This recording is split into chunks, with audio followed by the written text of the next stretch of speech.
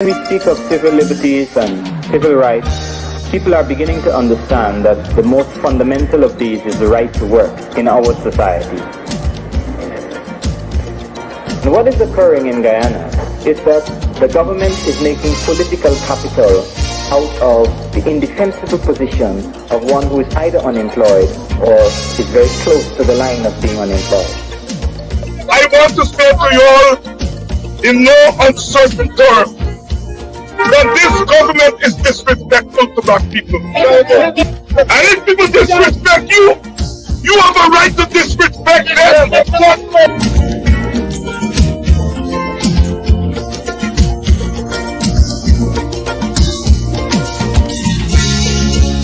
I am saying now that we have started, now that we have come together, do not sleep. Don't let us go back quietly into the night. Protest must be the order of the day.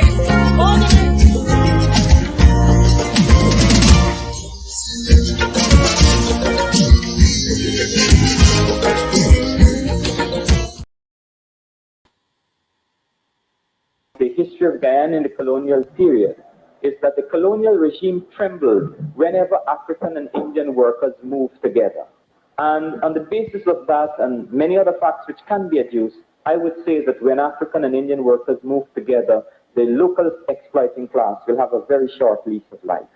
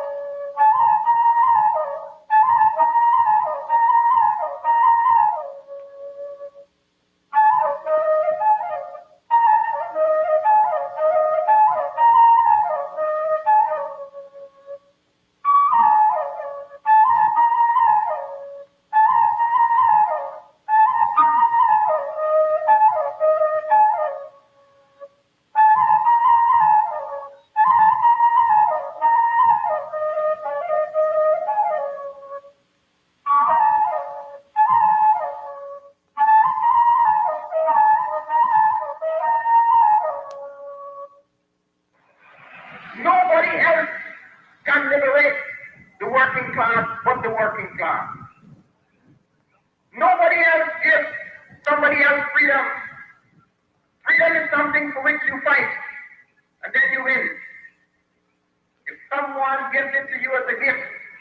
really freedom.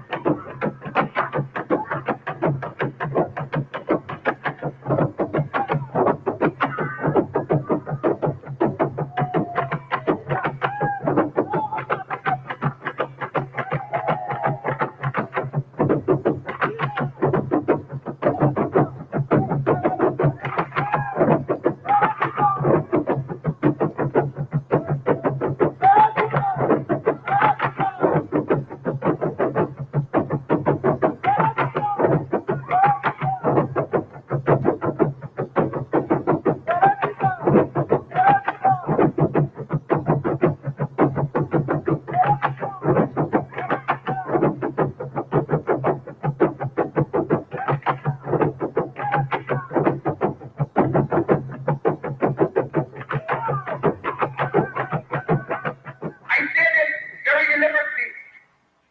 Not even those of us who stand on this platform can tell you that the remedy in Guyana is that a new set of people must take over from the old set of people, and we will run the system better. That is no solution to the problems of Guyana. The problem is much more fundamental than that. We are saying that working class people will get just only when they take the initiative, when they mold themselves. Nobody else can give it as a gift. Someone who comes claiming to be a liberator is either deluding himself or he's trying to delude the people. He either doesn't understand the process of real life or he is trying to suggest that you do not understand it. And so long as we suffer from a warped concept of politics as being leadership, we are going to be in a lot of trouble.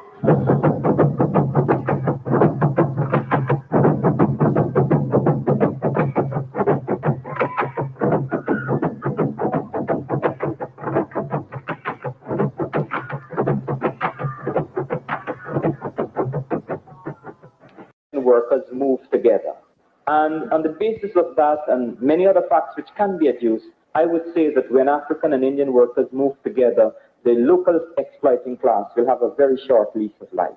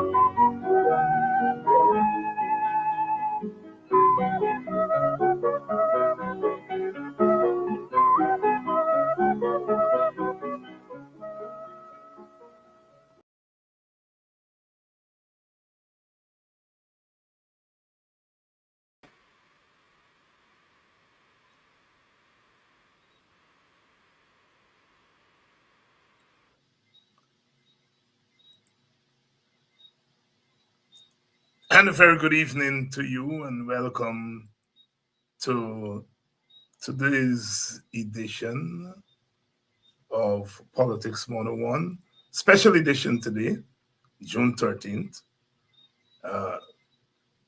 one of those sacred days in our national calendar, our political calendar. Certainly a sacred day for those of us in the WPA.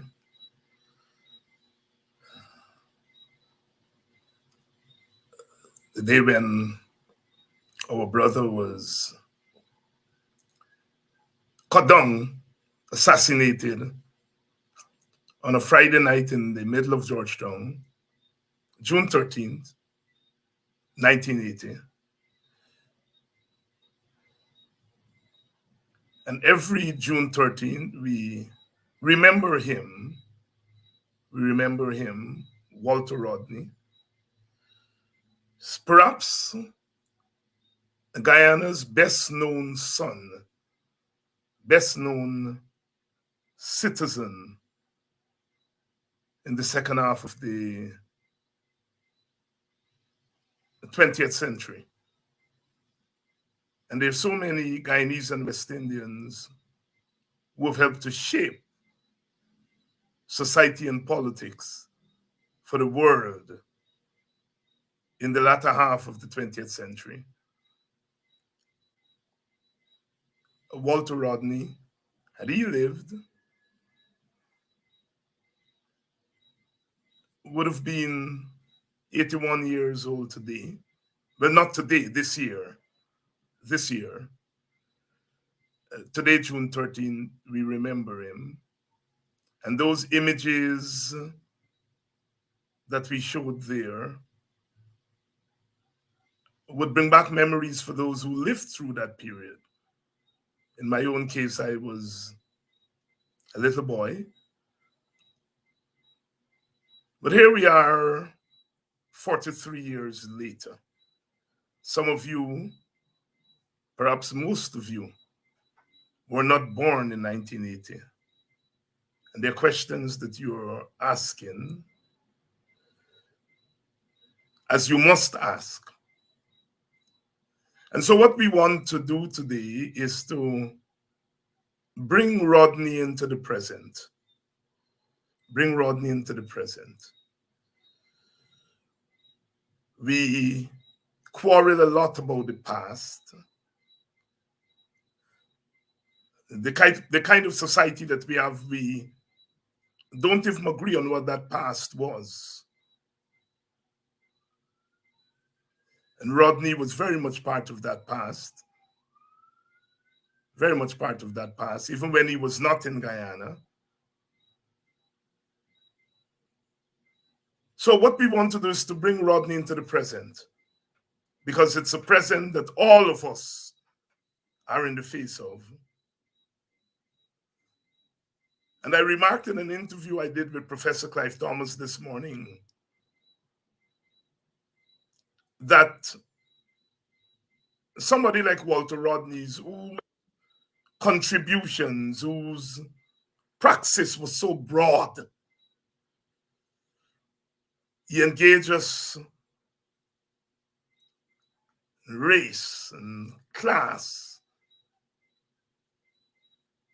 nation, society, history, economics, politics, that it's so easy to pull out one aspect of Rodney and make that Rodney. I have been so frustrated these 43 years that I don't think Guyana has had a chance to really digest who Rodney was and who he is, partly because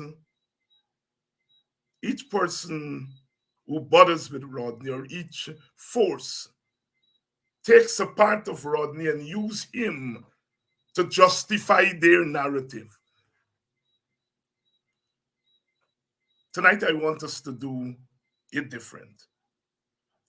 I want us to point the spotlight on the present. and try to figure out how Rodney fits into the present. Or Rodney fits into the present. Rodney, whether it was in Jamaica or when he was in Africa from 1969 to 1974, or whether he was in Guyana in 74 to 80, one thing we know is that he stood up against oppression.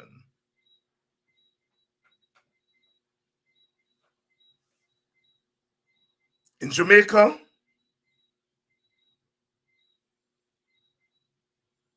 he would have stood up against racial oppression. As a black man, as an African, in a majority African society, dealing with the question of the African being at the bottom of the ladder. Wanting to teach African history, not being allowed to teach it. In Africa, he engaged the issue of class. There were Africans, black people, in an independent society. And so the issue of race may have receded. And Rodney dealt with the question of social class. And then he came back to Guyana when the issue of the black man had been engaged by UC Guyana and ASCREA and some of the other Black Power organizations at the time. And by the time he got back here, the issue was, how do you confront the authoritarianism that had emerged in our Guyana, our Caribbean, and indeed in Africa itself. It was a post-colonial phenomenon. And he had come back to his own country to confront that. Are we in the present, in 2023, still confronting the question of what to do about Black people, what to do about the darkest among us, who would have had a unique experience, historical experience? Are we still dealing with that today? Are we still dealing with authoritarianism today?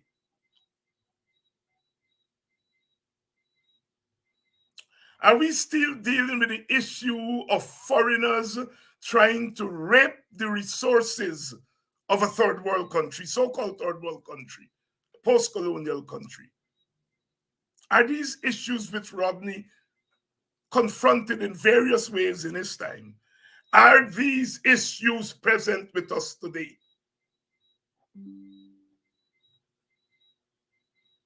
I'm not a historian, and I believe history is so important, very, very important. You walk with your history all the time. And so therefore, I am one who believes that you cannot walk without a rear view mirror. Some people say in politics, you shouldn't use the rear view mirror. I think you should.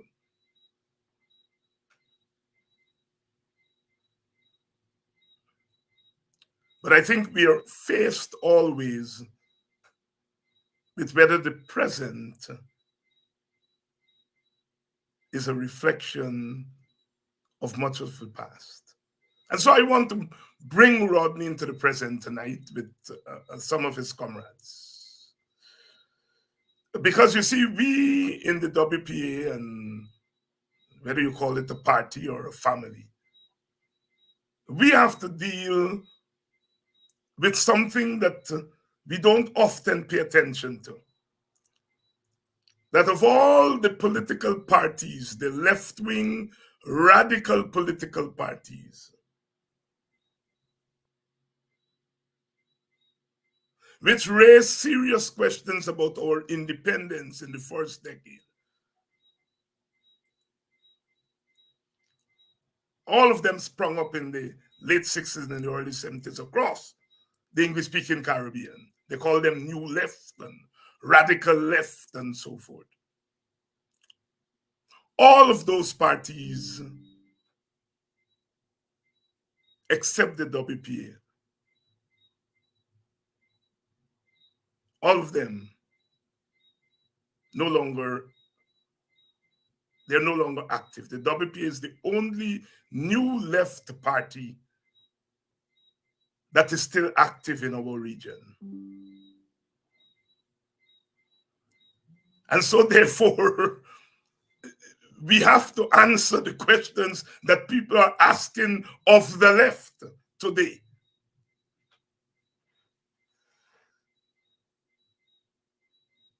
So today I want us to talk about Rodney differently. I don't want us to use Rodney tonight to fight battles of the 1970s. I'm firm on that, very firm on that. I think we owe it to the younger generation to introduce that man to the younger generation and to explore his possibilities or the possibilities for them in him. There's a time and place for everything. Rodney has been used too much as a political footballing guy, and I'm tired of that. Tired of it. And so tonight we want to have a mature conversation.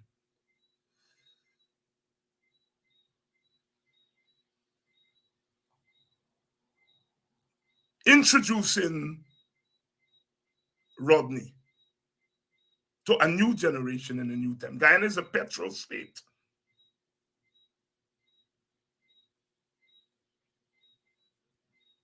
How authoritarianism operates within a petrol state. It's different from how it operated back then. So let's talk tonight. Let's remember Walter Rodney differently. And I have with me three of his comrades here, all of whom are known to you, some more than others. Takumo Ogunse, who needs absolutely no introduction. Lohit Kanai may need some introduction. He's new to our programs, but he is a veteran WPA member. And Nigel Westness, who is not so new to us, also veteran WPA member.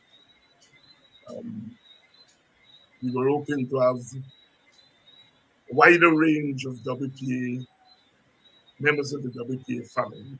But for one reason or the other, I denied that range. Perhaps the logic of our survival as a political party itself contributes. Brothers, welcome to WPA Groundings tonight. Welcome to Thank you. Yeah. Good evening, Dr. Hines, Brother Takuma, Brother Nigel, and to the audience. And we are going to assume that the audience knows something about Walter Rodney. So we're not going to get into who he was. We're not going to get into the personal reflections. We have done that over time. We're going to go straight to the heart of the matter. In one of the clips, Rodney says, no one can liberate the working class but the working class itself. And I want us to start there. Rodney's thesis of self-emancipation and its relevance to today's Guyana. As we take a look at the political landscape and we see the bearers of gifts going into communities, telling people that they can be emancipated by beads and gifts. How relevant is Rodney's thesis, his praxis of self-emancipation? And I'm going to start with you, because of the four of us here, you knew the man closest, more than the rest of us. You knew him as a brother, as a friend, as a comrade. So I want to start with you. Rodney's thesis of self-emancipation and its relevance to today's Guyana. Now, I would say that it is more relevant than ever. Rodney's thesis is almost, you could say, a kind of universal thesis that will probably apply wherever working people are. So it goes beyond the boundaries of Guyana. But as it relates to Guyana, I think it is important because at the time of Rodney's activism, okay, we were blessed with a society that was more ideologically oriented, a society where the masses, in my judgment, were more attuned with politics in a fairly mature way. And we have had significant experience of electoral parties and electoral politics. And the masses have developed an understanding of the limitations of those institutions. But I think when Rodney came and began to coin the argument that the true liberation of the working people lies in their own self-emancipation and self-liberation, mean their own self-activity, I think it brought a new dimension to the consciousness of the working people and the political movement as a whole. And I think that in today's Guyana, more than ever, this is necessary, even though we probably have a shrinking working class in the strictest sense of the word, but we have a growing poor and powerless who, from all judgment, is part of the working class. And I think the liberation of that section of society which constitute the poor and powerless, which is the greater part of the society, its liberation required the self-activity. And Walter's call for the working people or ordinary people to recognize the importance that they have to play in their own self-liberation is more relevant today than ever. And I think that those of us who are his comrades have to, press this matter. Because in Guyana, we have reached a point where, the dependencies on, maximum leaders and the manifestation of that phenomenon have placed foremost in the political consciousness of people the need for something different. And I think that is best filled by Walter's argument that the working people have to take on their responsibility for the self-emancipation. So in a nutshell, I think it is more important now than then. Rohit, I'm going to bring you in here because what may not be known to the wider public and what is known to all of us in the WPA, you are our, what we call Mr. Philosopher, and you always situate philosophy at the center of explanation of social and human phenomena. Rodney's thesis of self-emancipation and its relevance today. Thank you, Dr. Hines. I was listening to Walter today on race and class, and everything he said, this was just after the referendum, applies to today's environment. Walter was concerned about the growth of a middle class in the post-colonial era. There's a vacuum when a colonial power is being removed. And in Guyana, especially, we did not have a middle class of substance. Bookers, Sprostons, the multinational presence dominated that class structure. Once they were removed, it created a vacuum that the post-colonial state would fill of necessity. And Dr. Clive Thomas, in his work Dependence and Transformation, made the point that in societies like ours, third world societies, the state was an instrument of class creation, as distinct from the developed societies, where the class developed first economically and then took state power. In the third world countries, the opposite phenomenon was taking place. It was political power that preceded economic power. Walter pointed out that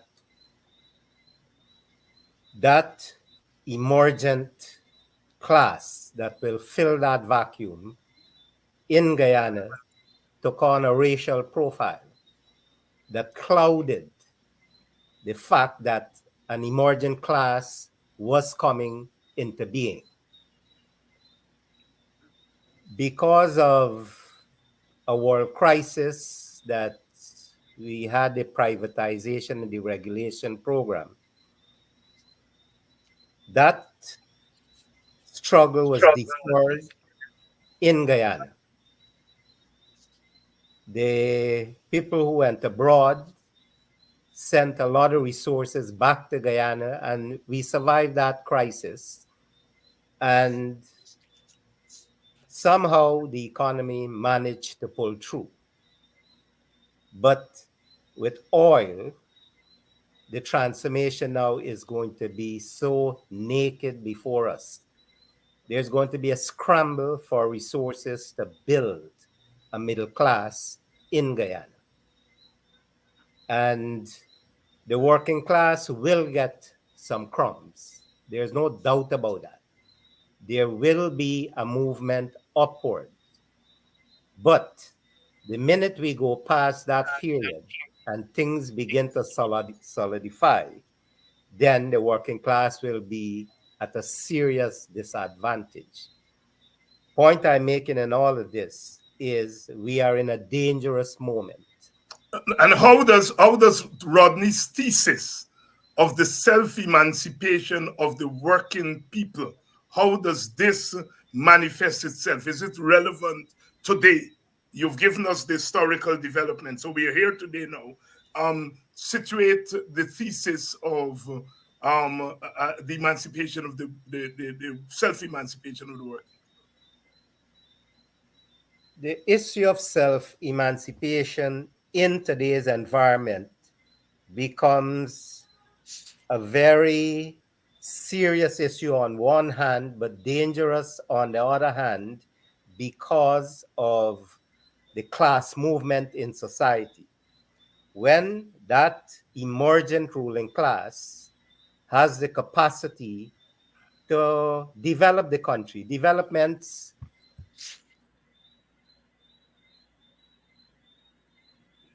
We've lost your volume. We can't hear you.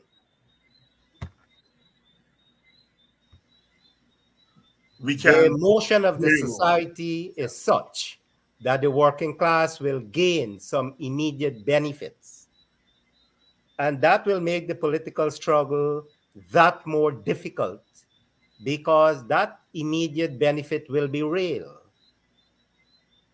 And that's the period we are caught up in right now. Further down the road, the working class will begin to see that this situation will be more polarized. They will be further away from real gains, but they will feel a material gain at this point in time. Well, okay, let's bring in Nigel here. Nigel, Rohit has laid out what he sees as the class structure in the society as it emerged over time and where it is now. How does Rodney's thesis of the self-emancipation of the working class fits into that scenario painted by Rohit? Okay, thank you for having me and my two other comrades here. Both Takuma and Rohit hinted at and directly address certain aspects of your question about self-emancipation. Takuma talks about the new poor and the powerless and the need to embed, need for something different. In other words, bringing self-emancipation into the present. And Rohit has laid out the complex contradictions that will emerge soon enough as the oil economy gets on board. It's starting to get on board. But I just want to, bearing on your question, I just want to ask the question, what is self-emancipation in the present? And if you look at Rodney's trajectory over time, you'll have, of course, we'll deal with the brothers have already raised the historical context, but I could see the issue of consciousness raising. That is one issue. The second issue would be grassroots organizing. All Rodney, popular education, intersectional or international solidarity, and of course, embedded in what I talked about, grassroots organizing, is the notion that we are a multiracial state. Guyana is a multiracial state. And how do you confront it? You know, Rodney did that in the past. You want to deal with the present. There still is that contradiction of ethnic groups represented by parties, represented in the economy in various imbalanced ways, in which Takuma mentioned in terms of the imbalance, historical imbalance, especially for African Guyanese. And finally, Rodney talked about, as you know, everywhere he went, Dr. Hines mentions Rodney's, in the initial opening, Rodney's movement across the world, Jamaica, Tanzania, everywhere he went, he always moved to the point of revolutionary change. What is revolutionary change? So I would outlay it in that format, that you have to have those components in the concept of self-emancipation. It just can't be abstract. And of course, it will play out differently than the time Rodney is around. We have all kinds of new contradictions, as Rohit and Takuma and yourself mentioned. And we have to, in a sense, if you're acting on Rodney's impulse for self-emancipation, you have to deal with that. How do you project popular education in a multiracial society, given the contradictions of the past and the contradictions in the present? How do you deal with grassroots organizing in a practical way? How do you meet Indian Guyanese directly? How do you meet or update African Guyanese on their own condition and what they faced in the past on the different regimes and in the current regime? All of those things and the contradictions within them are all ripe for new analysis and new action. I think part of the process is to do it rather than to, and I think that was the embodiment of self-emancipation, not think it through. And another component of self-emancipation, of course, is the non-academic format of it. Rodney, as you know, is very famous for his groundings, and he didn't take away the theoretical completely, but he said, the working people must see what are their conceptions in Linden of self-emancipation? What is the conceptions in Andale of self-emancipation? What do you mean by working, as Roy pointed out, in a new world economy? What are the new contradictions? How much immigration do we have in the country?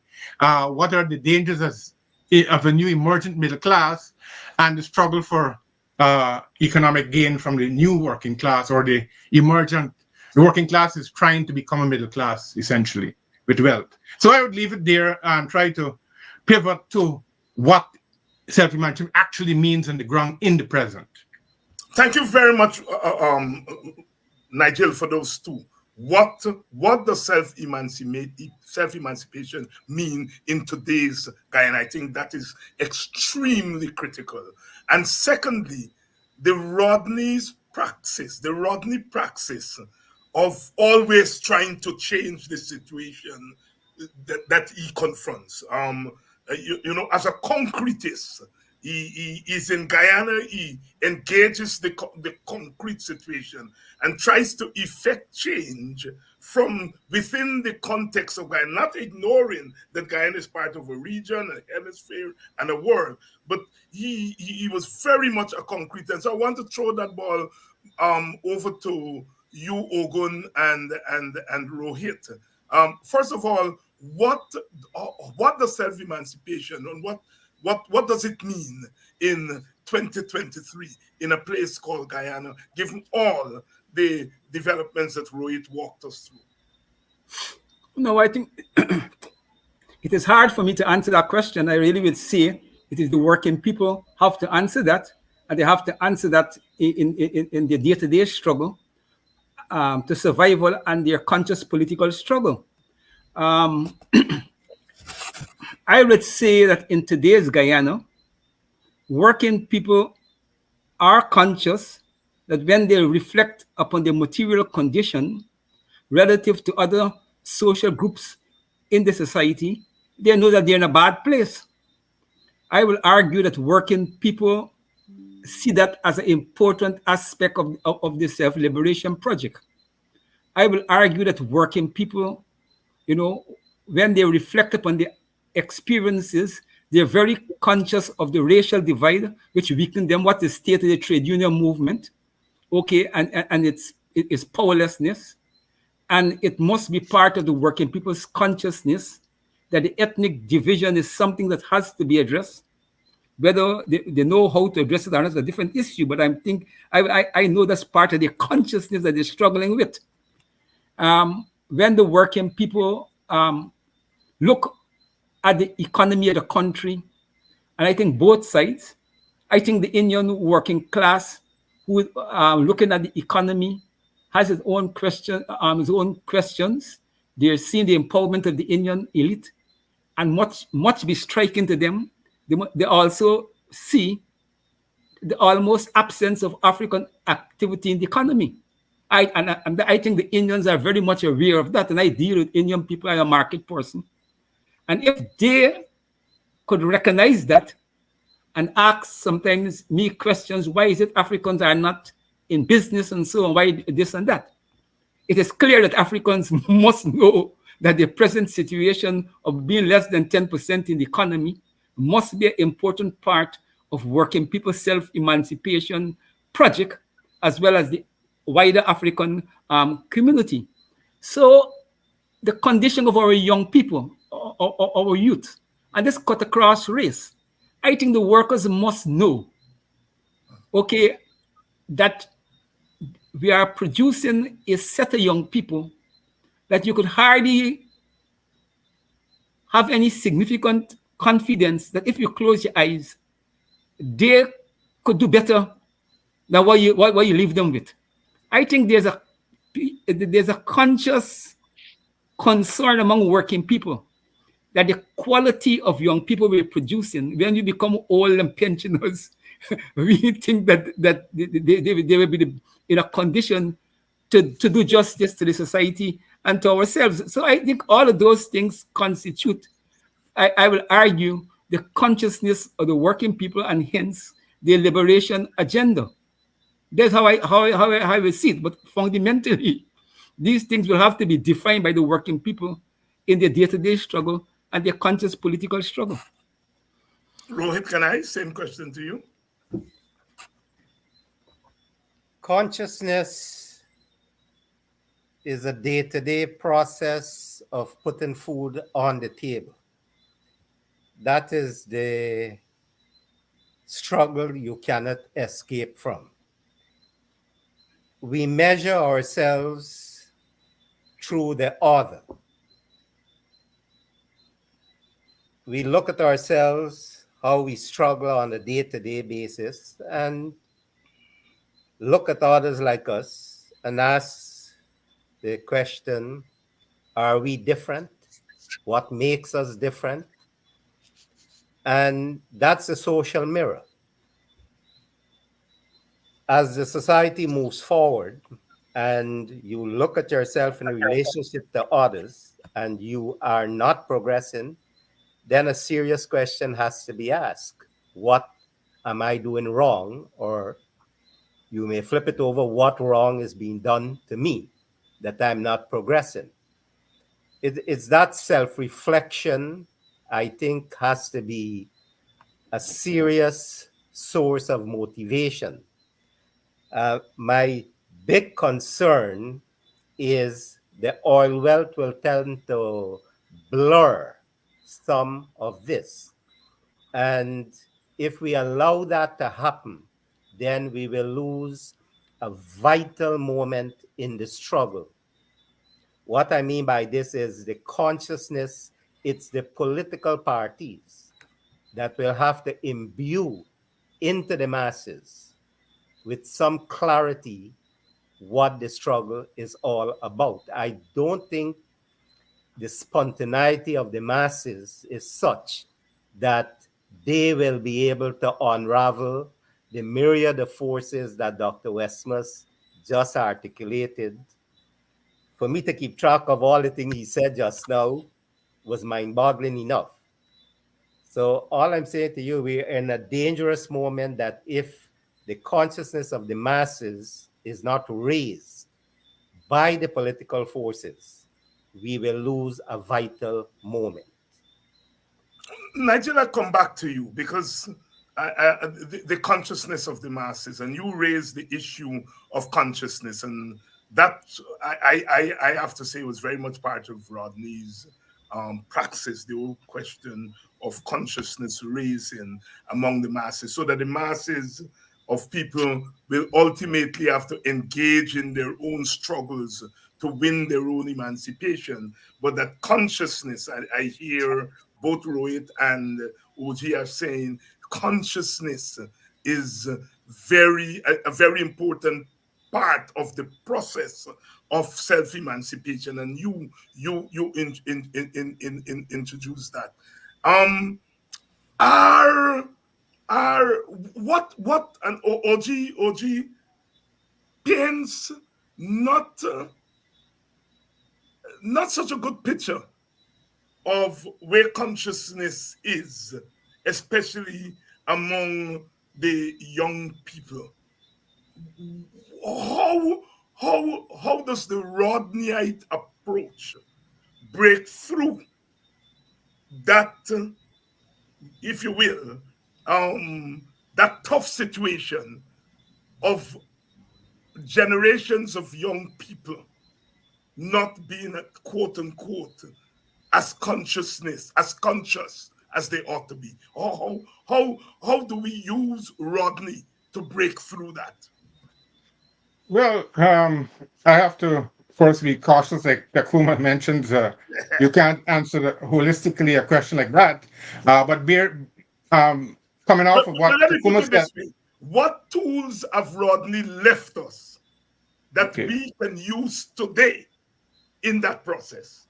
Well, I was going there. Yeah. So the issue is that Takuma mentions two things: the young people's future, and if we can look safely, older folks can safely look down and say, hey, we have a confidence that the class question and all of those issues will be handled, political culture will be handled by the new generation of Guyanese. And so if you looked at that through Rodney, when Rodney goes to any society, one of his critical ways he used to do is to listen. When he came back to Guyana in 1974, sorry to go backwards a bit, but to bring the question forward, I have to do that. When he came back to Guyana, he listened to all sectors. He watched, he came back from Tanzania, he was in Jamaica, and he was in Guyana in the early 60s. So he was an interruption. So he came back to hear people out. And what he did was to listen and talk to people. I remember my father taking him in the car. My father was a PUP person. And he was giving them a lift to a public meeting one time. It was a joint meeting, I think, from all the parties. And Walter had a walking stick, and he was talking very generously about everything, his contacts with people across the site, and his questions. You were asking questions in the car. So he did that with working people. He did that with Lyndon. Brother Stanley was recently passed away. I have an interview with Brother Stanley where he said Walter motivated him because the questions he asked and his responses, Walter took it on board in his analysis. So he didn't just come with a priori knowledge of Guyana and pronounce it. He had to learn from the people. So I would say listen is one aspect of it. But you have to deal with the thing I think that Takuma hinted at and Rohit in a different way hinted at is a question of civic loss. We are not the same society as we were even 15 years ago. Apart from the immigration, there's a lot of political decline and social decline. There's a lot of memory loss in terms of history. 10 years ago, we didn't know you still don't know what happened in the 90s with all of the police shootings and stuff like that. We just heard Smalley get killed. And yet nobody's reflecting on the fact that there was a lot of killings of young black and brown men and women in the 2000s, all the way up to 2012 or thereabouts. That has disappeared from the political consciousness. How do you debate that in a multiracial milieu when a new government is in office and the oil economy is in the hands, as Roy hinted at? So I would say the conscious raising, as Ogun says, has to come from the working people. He made it quite clear that the people have to see what they're going to do, and they will make their own choices. But as Rohit pointed out, this will probably be telegraphed through political parties in the final analysis, because people always go to there's no trade unions, as Takuma mentioned, but a political party entity is still around. And so they will go to that for leadership. And where are they in relation to, I'm talking about the leadership of these political parties, where are they in relation to consciousness raising of the people if they can't even remember a decade ago of what happened to people, or the humanity, or empathy? Is there empathy in the society? When I mean empathy, I don't mean passive empathy. I mean active empathy. If something is happening to people, do you act across race? Do you act across political persuasion? How do you do that? Rodney was critical in that. WPA at the time, we dealt with that very fundamentally and brought people into the ranks, because people saw Rodney going to talk to help Alna Rampersad or talk about the sugar workers' problems and vice versa. So those are the things I think we'll have to be in the concept of content. But again, it's very abstract for me. I'm not in Guyana, and it's very inchoate. It doesn't happen in a linear way. As the philosopher will tell you on the program here, it is inchoate. It doesn't, conscious raising doesn't come like magic. It will come in fits and starts, and then maybe it will be revolutionary in form or even retrogressive in form. And there are all those dangers, as Roy pointed out. Now, if I was just to engage the question of consciousness, you see, there's two levels of Rodney's praxis. The ones that we know about is the ones that is written about. Is the unspoken praxis, which is not being speak about very openly. The party have never agreed to open these archives to the fullest disclosure and discussion. But one of the difference, you see, Walter was also conscious that the society, you can't separate the struggle from the way the society evolved. And he knew that the society will depend upon the political institutions and social institutions, but it also depends upon the charismatic leaders, and leaders is a leadership, a leader society, charismatic leaders. And he knew that whatever you say, you had to confront the Burnham and the Jagons and what they represent in the consciousness of the people. And politics, whether you like it or not, in Guyanese and West Indian society, that element is important. And he never he understood it.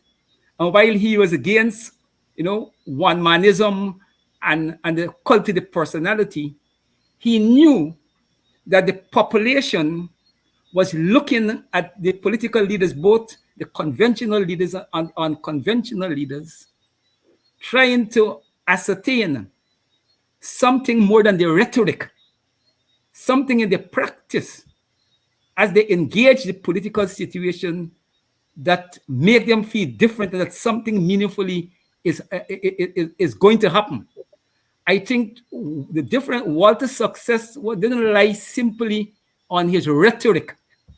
I'm not playing down the strength of the rhetoric, but I think Burnham knew that Walter was not only talking, Walter was influencing key areas of the state institutions, making contacts, shifting, the politics. So it wasn't simple rhetoric, and I think that a lot of times that those efforts are not, those things are not discussed, and the state know where they were feeling pain and where they were feeling losses, both in manpower and materials. This is the furthest I will go. I'm very glad.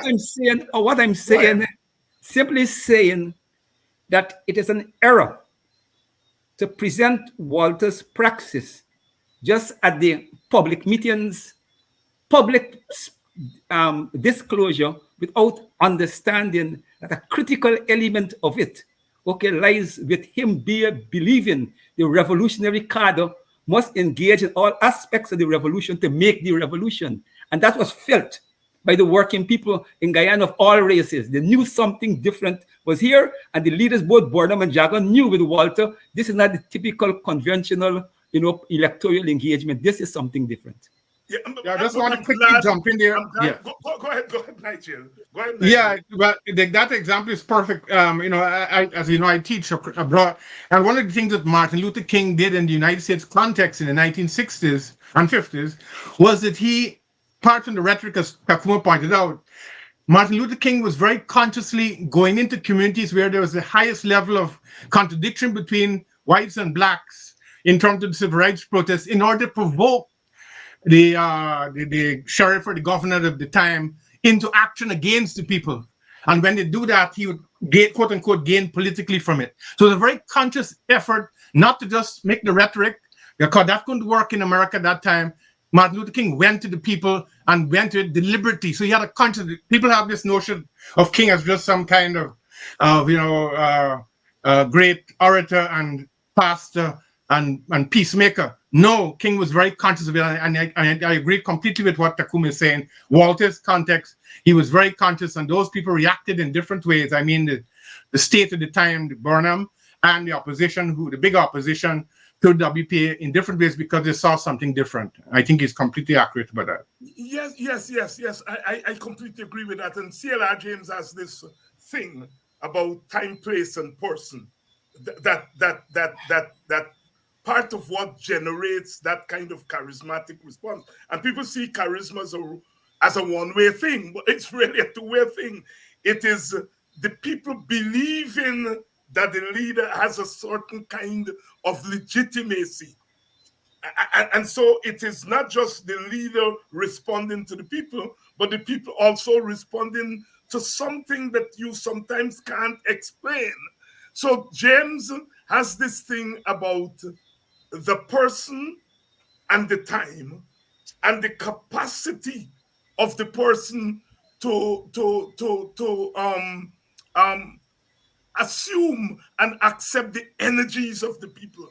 And I think part of explaining the Rodneys of this world is the time, the place, but also having the capacity to take the energies of the people and turn it into something larger than it is. And something is playing on my mind, yeah? And I want to throw it out there because I've talked about it a couple of times since Sunday. I went to a funeral in my village, and it's one of the boys that got killed that went on the thing with Smalley. The one that got killed that they said he cocked the gun. He's from my village and so on. And he was buried on Sunday, and I went to the funeral. He's from the back of the village, and those of us who know villages and how those villages have emerged, what the back of the village meant. And I went to the funeral, and the first thing that struck me is the number of young people at the back of that village. This is my village. I go there all the time, but I have no idea. And I am asking myself where they fit, where they live, how so many of them live in the back there. But that's not the point. The point is, to my utter surprise, most of them recognize me.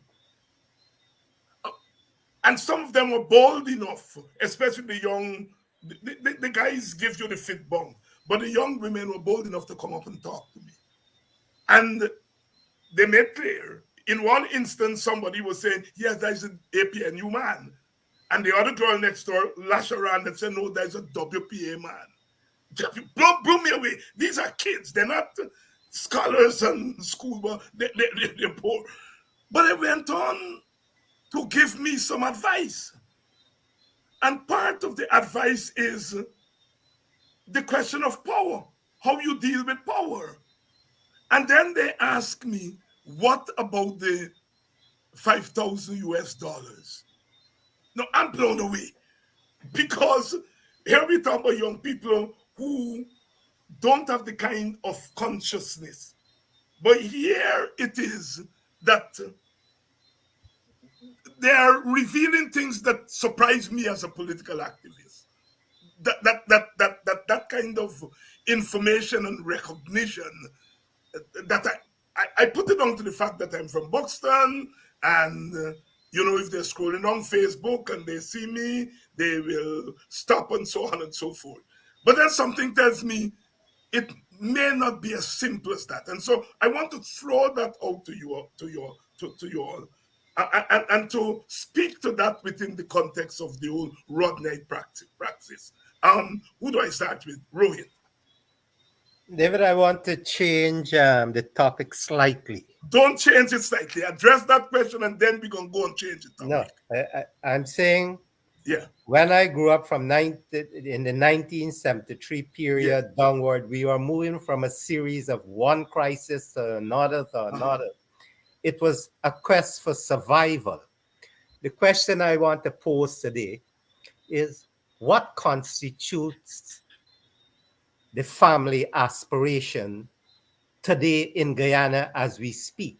I mean, everything comes down to, how do I raise a family? What are my hopes and aspirations for my children? It starts to give us some perspective. What is it we're talking about? We talk about oil money, we talk about everything, but what is the core of this all? It's the family. How does the family hold itself together? How does the family prepare for a future that it looks forward to? Now, given all the political problems, the issue of oil money and all these things, if you are a family man, how does my family and my future fit into the discussion we're having? Right. All right. OG, and we'll come back to that, Rohit. OG and Nigel, if you can engage that little anecdote that I gave there against the context of the consciousness that we're talking about. No, Buxton is a particular place, and the back of Buxton got a history. But I think what you see in Buxton is also a wider manifestation in the African Guyanese community, and I think the entire Guyanese community. But I'm being careful not to speak like I'm an authority on the Indian community and the Amerindian community. I'm totally not in connection with the Amerindian community, and for years I've been really outside the Indian community, and I'm being very careful here. So my remarks will be more on the African young people. Now, we have to judge consciousness at every historical stage is a little different than the previous stages. Okay? And while I will argue that our young people are not as political as our older people in terms of ideology, commitment to party, and see their activity as important, and so they have new forms of consciousness and new forms of understanding their reality and the reality in the society. They know exactly what is going on in Guyana. Young people in the African community, and I almost certain the Indian community, understand all the problems in Guyana. What is lacking in Guyana, I mean, it doesn't restrict only to young people. It's how do I or we change it? That is the issue. It's not a deficit in lack of information. It's a deficit in an understanding of how to change the reality. And since they don't know how to change the reality, it is not reflected in their behavior, okay, as positive political consciousness, because they're not engaging in it positively as a political action, but they're engaging as a social consciousness. And I'm going to tell you, if I were to, I don't want to divert, but if I were to take your experience in Boston, and I heard you on the program, where young people said they ain't going to vote. What the young people were saying, we know there's other options. You aren't telling me what the other options. You are telling me what options we are trying for 60 something years. And we know the limitations of those options. So it's not that they're interested in politics because they're following the political thing. But they're saying, y'all are ready yet. We understanding what is necessary, y'all in there. And that's how I will answer it. And I think it's true in the Indian community too, with some slight variations. But I want to be careful with what I say about the Indian community, because I don't want to sound like I'm playing authority on that community when I was excluded from it for at least the last 10 years in a real way. And the reason I'm laughing, Ogun, is that part of the story I couldn't say publicly what they tell me about what the possibilities. I couldn't say that publicly, but you're right. They're very clear about that. Yeah, Nigel. Yeah, well, it's the same thing that it's the same reflection of the period when Rodney was active. Going back to your point about the Rodney impact. I think Takuma may have mentioned it.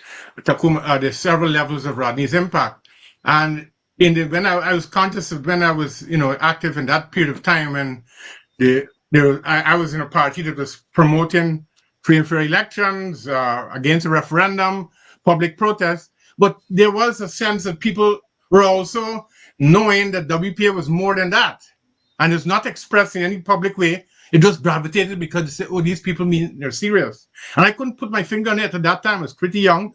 And I see it replicated now in your representation of your interaction at Buxton and Takuma's clarification of what it really means, that people are quite conscious, but there's no organized movement in all political parties or pressing political parties or going through the trade union movement like in the old days. But there are always other ways of struggle, and they're articulating it or not articulating it because it's a dangerous level. And so I agree completely that there will be many divergent kinds of responses by young people to the crisis. Again, I'm not on the ground, so I can't speak the way David has spoken or Takuma spoke to the issues of how people think across the races, and of course, in this specific case, African Ghanaians. But it's a very important point of how consciousness works. It doesn't work like Walter Rodney in Jamaica, for example. There's no formal education. He went to Rastafari. Rastafari gave him a lot of hell. Cuss him out about, with respect, cuss him about his academic stuff. They know about Ethiopia but the connection was there, and they understand poverty and the poor and the powerless while they were contradicting him. So it's different angles to the issue. Yes, and I'm glad we went there, because even as we're talking about consciousness and young people, as Ogun say, people develop consciousness in different era, and they have something now that Rodney didn't have and the young people back then didn't have, and that is this social media. This social media story. I mean, you're talking about close to 2,000 people live watching us here, and you don't know who they are. Right? Even when you're seeing their names, they're so proficient. They give themselves aliases and so on. And but you know they're here. And before the night is out, as they scroll through their phone, several times that would come into contact with what we are discussing here. Listen, there was PPP back in Rodney time. There was PNC, and there was WPA. There is PPP today, there is PNC, there is WPA today. Perhaps not in the same manifestation as they were 40, 50 years ago. I'm amazed that people say, look what the WPA has become, you know? And some of these same people don't say, look what the PPP has become, or look what the PNC has become, because all three of those organizations, political parties, have changed considerably. We are talking about going on to 4 and 5 decades. So part of the problem of trying to situate, Rodney, in my mind, is you still have these formations that are part of the political process. And of course, we know people who have loyalties, party loyalties, racial loyalties, etc., etc.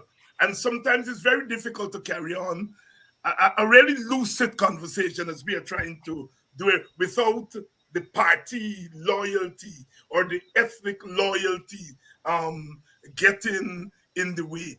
And so I'm asking you all this hard question.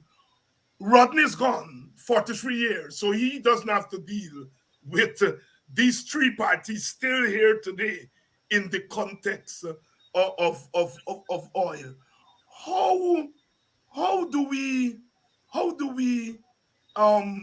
in this context try to clear the way for the present generation? In the context of these old parties being still around, in many regards they've changed, but in many regards they have not changed. How do we advance the change that Rodney was always thinking about change? How do you advance change when you have these old parties still around? Not as I said, they may have changed, but how do we effect change in such an environment? Roy, I'll come back to you first again. Well, I was touching on what Walter was about, the personal touch, the family. That was where I was going with the family. Walter was a family man.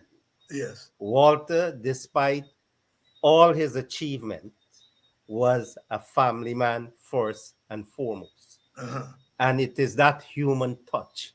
What is oil? Oil is just a thing. When we talk about oil, what we are speaking about is how do we transform our society into a human society. Oil is a means towards an end. Right. So I remember Walter coming out from the center and putting his arms around me, my shoulder, and said, Rohit, we need to struggle together. And that embrace will never ever leave me. But I'm saying it's the human touch, the humanity. So now let's come to these three political parties, which were in many regards defining that moment, that Walter moment. Walter's gone. He's dead. He's been murdered, assassinated. And we are dealing with this new petrostate. And all the contradictions that come with it. How do we push forward when you have these, whether you call them competitors, enemies, whatever? How do we move forward? The petrostate has dynamics of its own that we haven't even thought through as yet.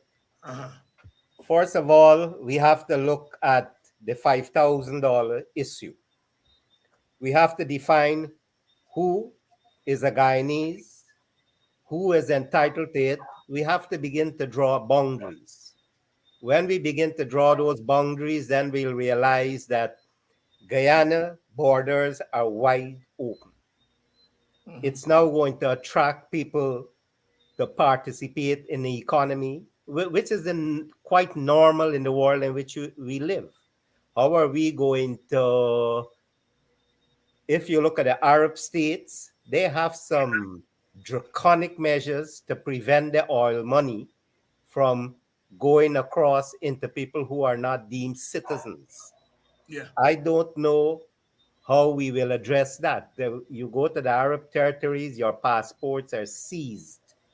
You only males can marry and their wives become citizens. The female side, it doesn't happen. So in an oil economy with open borders, you will have to start closing your borders in many ways. Yeah. Yeah. The Yeah. Go ahead.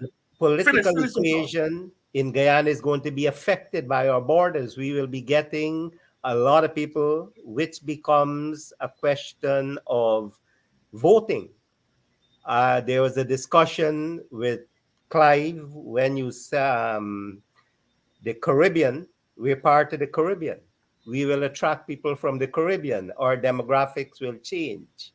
So there will be defensiveness from one side of the community against the other side of the community. We had this before, 1:10, the famous Williams equation becomes 0. So I'm saying we are going to be bombarded at so many different levels that we haven't even thought through this thing as yet. Right. And it is just racing at us at such a level that it's difficult to put it all together. Yeah. OG, can you come in on the overpowering presence still of these political parties and how we effect the kind of change that we think is necessary, or we will not effect the change, but encourage the change that we think is necessary within the context of these 3 old parties? Yes. So. Now, I will say it may not be by chance that 4 decades after, these are the 3 parties that are still standing. It may be something bigger than just coincidence of history. And my own sense is that we're lucky. Because I believe if Guyana is to save itself, it is our generation working with these 3 parties, regardless of what we think about them, that have to fashion a solution. Because if we fail to do it, I don't want to even imagine what will happen. So I think that objectively, the future of Guyana, because we're not the PP ain't going to disappear tomorrow, the PNC going to disappear tomorrow, and neither the WPA. Therefore, there has to be some accommodation. Okay, I'm not talking as party, as distinct from the people. There has to be some accommodation among these 3 political parties and some consensus of what is in store for Guyana. There's some issues that has to be dealt with at the highest levels of your political intellect. And there's some that have to be dealt at the wider society. But we're excluding the wider society for the moment in this part of the discourse. I think we reach at a juncture with oil and everything else, that there has to be a meeting of minds of Guyanese leadership, political leadership, as is reflected in these 3 parties at the present moment. Bornham is not here, Jagan is not there, Walter is not here. It is who here. And we have to decide, based upon all our intellectual knowledge, all our experience about the world and oil and everything I wrote is pointing to, how is it we're going to give Guyana a chance to survive, and how Guyanese will benefit from this oil discovery. Because in the oil equation, Guyana could disappear. I have no doubts that foreign powers and so have their plans for Guyana. While, we on the coast still fighting our ethnic and narrow political struggles, I think the shapers of the world, understanding the resources that are at play here, have a solution to Guyana. Less than 1 million people could always be replaced in 20 years as this economy will develop. As the other sector of the economy develop, we have more people, we need more labor. And I'm sure the planners of the world know that they're going to continue y'all stupidness on the coast and stuff. Y'all go wake up one morning and see We call the elections, and the foreigners outnumber you. The foreigners got 2 million, you only got about 750,000. One man, one vote, and they're done with you. Now, I think those are the real problems now facing Guyana. Embedded into that, we have to look at the economy of Guyana, which is putting a lot of pressures on national unity. You can't have an economy where Africans and Amerindians only probably together own 10% of this the economy, and the other ethnic groups own the rest. And Africans are about half of the population, you know, I'm talking about exact terms, but it's a big chunk of the population. That equation itself has to be addressed. You also have to come to grips in a country like Guyana that Africans were deprived of 250 odd years of a generational wealth slavery, you know, and our economic situation is a reflection of that historical denial. Therefore, with oil money and so, the state must commit to use oil money consciously and deliberately to correct historical injustice so that Africans don't have to be too worried. We know we got a state is committed to address this. Americans don't have to worry. A state is committed. Indians know wherever they got deficiency, the state is committed to address it. So if we reach that level of political understanding, okay, that these are the measures that is necessary for Guyana to survive. Political power has to be shared at the executive level. Okay, we end the winner-take-all politics, and we guarantee our people the racial competition and struggle is a thing of the past. Now, it is these gigantic but important steps that has to, in the first place, be addressed by the political leaders in great honesty. I'm going to move quickly so the others could come in. But given what we know about the political leadership, the problem in Guyana is that there has been an unspoken agreement between the two major political parties, starting with Burnham and Jagan. You don't attack each other leaders and the top leadership. We can attack the support base and so on, so we play games, but the top is being insulated, okay, from political attacks. If you watch a country like Venezuela, opposition leaders at the highest levels in jail, and the ruling government know that if the opposition come in, their leaders at the highest going to be in jail. So in Venezuela, the class struggle, the political struggle, okay, have reached a point where it's not simply being reflected simply by what happened among the ordinary working people, but the ruling elite is fighting among themselves. In Guyana, the PNC and the PPP have been able to hold on to the Burnham-Jagan formula, and they are able, okay, to make sure that they don't fight too much among themselves, and in fact, they develop economic and all other kind of levels of cooperation. So, and they play the working people, you know, they play the working people. And the working people's consciousness have not reached a point where they could force the society into a political situation where the ruling elite on both sides, the African and Indian elite, in the PNC and the PPP and outside them, who in the economy, feel threatened by the political developments in the country. And until we could shift the politics in a way that really those interest groups feel threatened, that look, before we all lose, let me share and find a solution, you don't get nowhere. So I'm saying in closing, we're lucky that we have, for now, dealing with these three. We know them. We know new forces will come, but we're supported by all kinds of interests. We might be okay, but for the time being, we're lucky we have these three. They all have enough experience about the country and must have a sense of the future. And it is necessary for us to force them into a solution, bring the country to a halt and force them into a solution, or we fight it out. That is the only way to solve Guyana, to avoid the negatives of the oil course. You have to fight this problem now. Don't wait 5 and 10 years when the oil course and the contradictions of oil money consolidate. We got a narrow point. And personally, I was hoping that we could have used the local government elections to trigger that reality, but that is something else. Sorry to even introduce it. But the point is, we have these three parties. The solution for the moment lies in them working out some solution. And three, it lies in the working people and the militants who committed to the working people, force these ruling classes into a political situation where their own security is threatened, not only the security of the ordinary people. Nigel Westmus.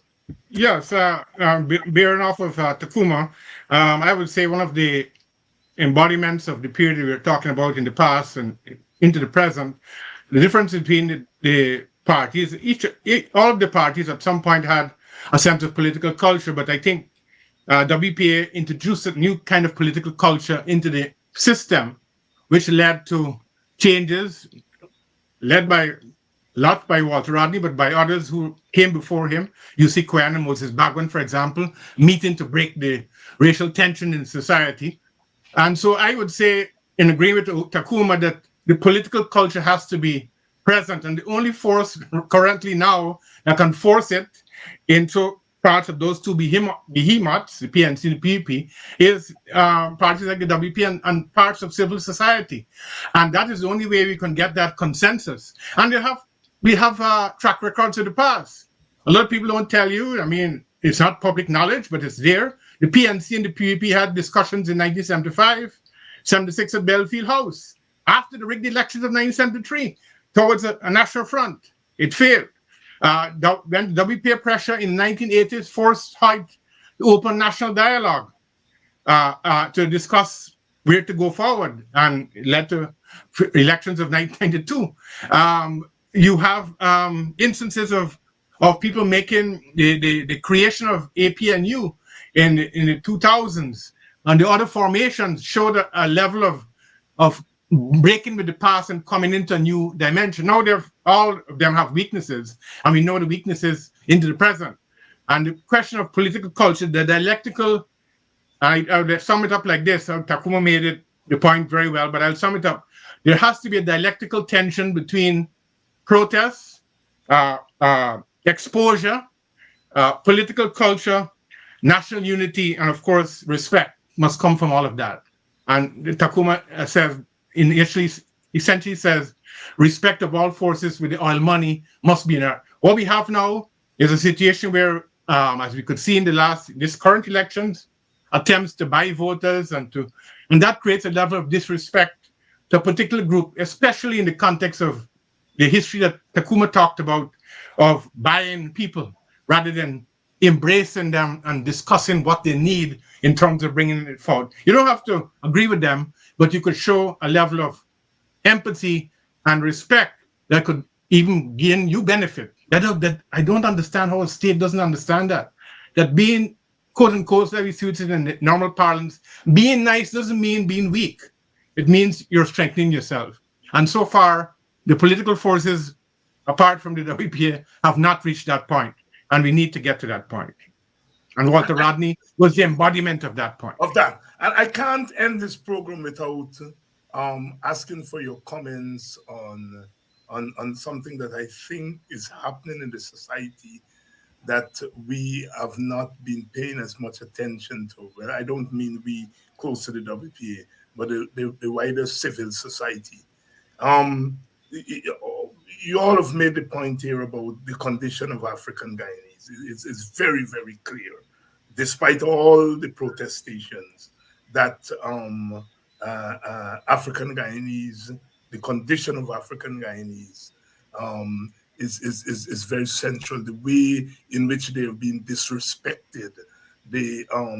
This last election here, there was no campaigning in the other ethnic communities. It was in the African Guyanese community, and that's instructive. And the same time, you notice an attempt to ghettoize Walter Rodney, reflected by a column in one of the papers today. A way in which Rodney is now ghettoized as a racist African, and so you have the disrespect and the marginalization of the African Guyanese community, and now you have Walter Rodney being ghettoized as a racist. Ogunse, start off by telling us what's happening there. No, I think it's a consequence of a shift that took place in Indian politics. And as I said elsewhere, I remember Indian Guyanese comrade who have been very close to WPA in the early days and very helpful to us. He's a business person. And I don't want to, I haven't spoken to him for many years. I don't even know if he's still in business, and I don't really want in this spiteful atmosphere. But I remember in 1990, we prepared for the 1992 elections, or it was just after the 1992 elections, but we had a meeting at Kitty Market, and he looked for me and he pulled me in the car and he said, "Oh, gee, let me tell you something. I there in New York with them elements. You know," he said, "Jagan, you know what he's saying on to?" He said, "Them elements very racial and racist." He said, "Yeah, black people in this town, in this country, are in trouble." And that was that struck me. I was very instrumental in my examination of PPP behavior because I knew the comrade and I know he didn't lie. And he was bringing to my attention a real reality. This is to say that I think that the new forces that came in 92 that supported Jagan and the PPP and raised funds and so, and to lobby for them in North America and elsewhere, they brought with them a kind of political ideology and culture which was really unknown in Guyana. It is something close like how the Jews behave, you know? And I think that what we're seeing, okay, over time is that culture has become more aggressive, okay, and as the Indian dominance, both in the economy and the politics of the country strengthen, they get more brazen. And they believe that they could assert these kinds of attacks on Africans, and particularly now on Walter, with the knowledge that given their control of the media, where they're attacking you, you can't get no response from the media. Mm-hmm. So they're basically cowards, bullies, but are cowards. They're not even interested in fear, even though they're propagandizing, they're not interested in fear exchange of views. They're hiding in the safe heavens, which you know you can't respond to. Okay? So the attack on Walter, okay, is deliberate, okay, and it is a way, by extension, attack on WPA. You see, a lot of them are marveled of the survival of WPA because they know in material terms, we don't have the financial base to survive. We should not have been here. And many of them believe if we were not here, they had to make mincemeat of the PNC and mincemeat of the African community, and they would have achieved the objective long before now. They see the WPA as a stumbling block to whatever is their machinations. And they see an attack on Rodney because Rodney is still respected in the Indian community among the elderly Indians. I can't make a judgment to what extent he is respected and known about in the young Indians. But in the elderly Indians, they have great respect for Rodney, and by extension, it plays to the benefit of the WPA. And I think they're trying to erase that. And they feel that they have enough political power, economic power, and control of the media. The only difference is the social media, where you all have been able to develop a counter media that is really creating problems to them. So that is how I will explain it. It is part of the organized and unorganized, okay, attempt by Indian forces, you know, for ethnic domination. I think that is very much on the cards. Rohit, can I? I'm dumbfounded, David. Could you develop that a bit for me? What attack could they make on Walter? Well, we don't have time. We almost run out of it. You obviously didn't read the column today by a certain columnist. We don't have the time to really develop it. But it is something that has been going on. It started with the attacks frontal attacks on the UC Guyana, and now it has shifted to Walter Rodney. Nigel Westmus? Oh yeah, I was going to say I wasn't sure about what the I think, but I kind of get you know, I haven't read that particular media house for a long time because under both regimes it was dominated by censorship. You can't even send a letter to them. So I would just evade reading it until somebody draws my attention to it.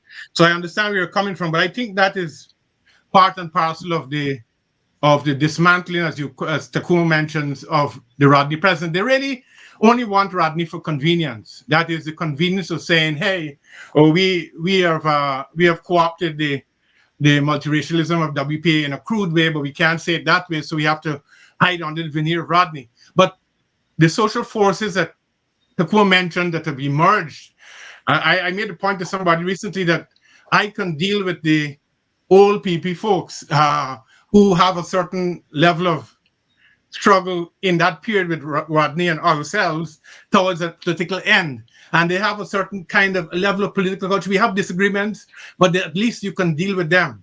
But the new formation in this, supported by the diaspora, are very, as Takuma mentioned, very racist and also very anti-Rodney in a certain ways. And so I'm not surprised by that particular attack. It's been going on before, even during the Walter Rodney Commission of Inquiry.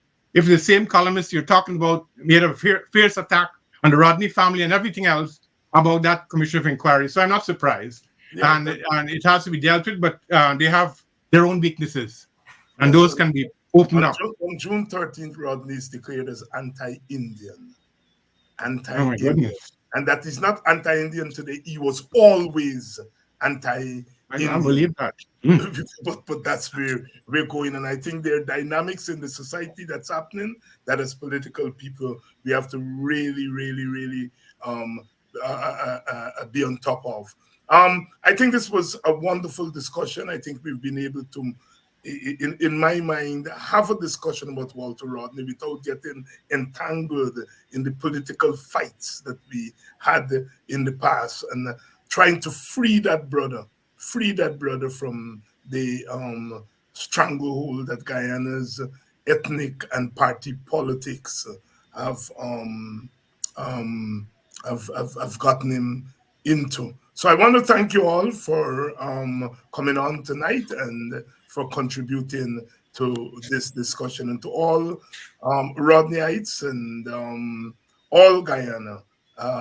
June 13th will remain a very sacred day in our political calendar, not just because Walter Rodney was assassinated on that day, but because it reminds us every year of unfinished business as far as the real freedom of our country is concerned. Whatever you say about Walter Rodney, he gave his life. He gave his life. One WPA comrade told me this morning, who was close to him, said he knew that he could have been killed anytime. He never ran away. He gave his life to bring about change in Guyana, and that's why we're all here. Thank you all very much. Takuma Ogunse, Rohit Kanai, and Dr. Nigel Westmus. Thank you all for staying with us. It's not always easy to have this kind of discussion, and in our divisive political environment, to talk about someone who belonged to one party, belonged to one tendency, but at the same time was himself above or transcended the political party differences. Belonging to a political party, but transcending those differences is not always an easy discussion to have in the presence of Guyanese. And I thank you all for staying with the discussion tonight, and from your comments that some of you, if not all of you, did appreciate what we attempted to do. Tomorrow night I'll be back, and no doubt we'll talk a little bit about the morning after those local government elections. So see you all tomorrow. And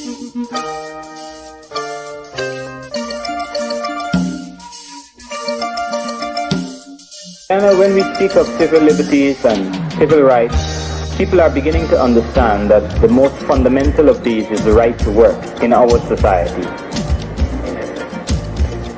And what is occurring in Guyana is that the government is making political capital out of the indefensible position of one who is either unemployed or is very close to the line of being unemployed. I want to say to you all, in no